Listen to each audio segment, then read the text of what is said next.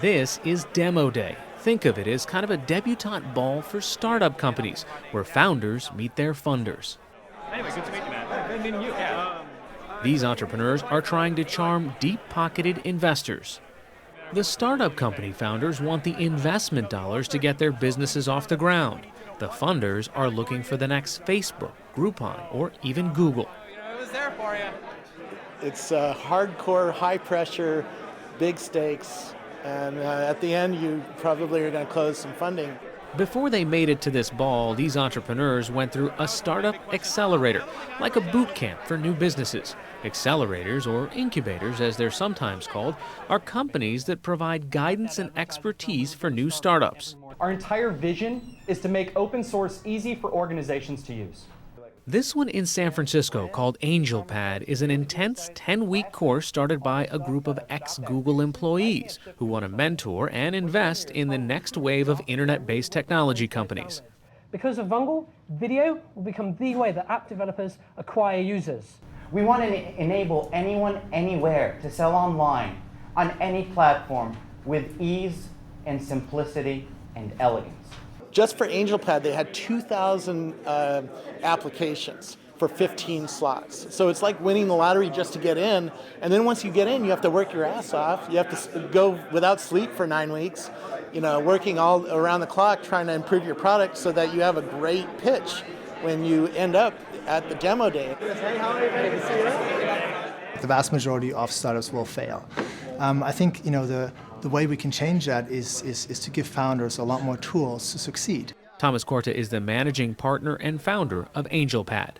We'll look really for three things. Number one is we'll look for an amazing team, people that have a deep understanding of the problem that they're trying to solve. We're looking for technical people that can actually build and solve that problem by using technology. And the third one is we'll look for founders and teams that show leadership, that can build interesting companies, that can hire people, can build big companies and lead them. The mentors advise the startups on everything from products and design to customers and fundraising. They also provide a close-knit community of other startup founders and experts. If one of our lawyers comes in to explain how the funding process works or what these legal documents look like, he can do that once instead of 15 times individually. In exchange, the accelerators get stock in each of the new companies they propel. So introduce me to some of your companies. Yeah, sure, let's walk around. Okay. In the weeks leading up to Demo Day, I met with some of the founders and learned more about the accelerator course.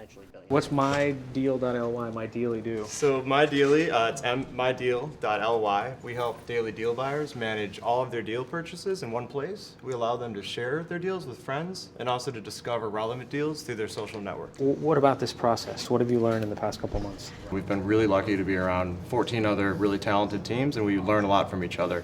And then on top of that, the mentors have really helped us take what we originally started and make it a bigger vision.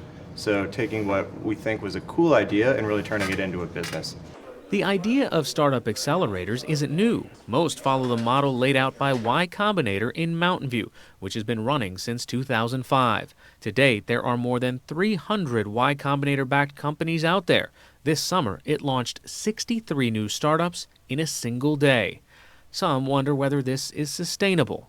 I do worry that there is sort of an overcrowding effect, I guess, going on. I think in this case, there is a bit of a bubble happening because I'm not sure that these companies are coming up with services and products that are, each service and product that comes out has to distinguish itself from all of the others. And the more companies there are in this space, I think the harder it becomes for them to set themselves apart. Wade Roush covers innovation and entrepreneurship for Xconomy. He's followed startups for the past 15 years and says the internet startup frenzy is back mainly because the cost of technology keeps dropping. Back in the 90s, a typical startup had to go out and raise millions of dollars, 5, 10, 15, or $20 million just so that they could go and buy the servers that they would need to host their applications so that people could come and find their services on the web. It's now possible to raise $100,000 or $200,000. And if you're willing to, eat ramen, as they say, for a couple of years, that's enough money to actually make real progress. It may be easier to start a company today, but higher volume means more competition. in a space where the failure rate of startups is already incredibly high. The U.S. economy creates 700,000 new companies every year, and 675,000 of them fail and that's sort of like clockwork. And I'm not sure that the incubators can really do much to change the overall math. Dot-com bubbles bursting may send shivers up some investors' spines, but the Kauffman Foundation recently found that startups are responsible for 3 million new jobs a year, while older companies lose 1 million jobs annually. Tech insiders and proponents point to these startups as the last big advantage of American business. Vivek Wadhwa is an entrepreneur turned academic who researches American competitiveness. What I found is that America is in real trouble, that the things that made us what we are, we're forgetting. The rest of the world is learning from us. They're copying our strengths. We're the most entrepreneurial, most innovative country in the world. We need to do more of it. We need to encourage, we need to be having hundreds of thousands of new startups over here, because some of them will become very successful multi-billion-dollar businesses. They'll become the next General Motors, the next Walt Disney, the next Google, the next Facebook.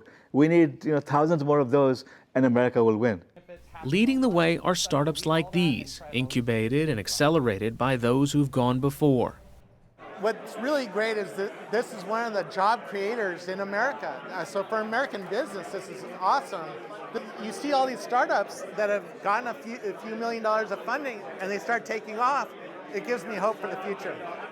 While it's still too early to tell which one of these companies might become the next Google or Facebook, as these entrepreneurs get backing from investors, one thing is certain: they'll be hiring.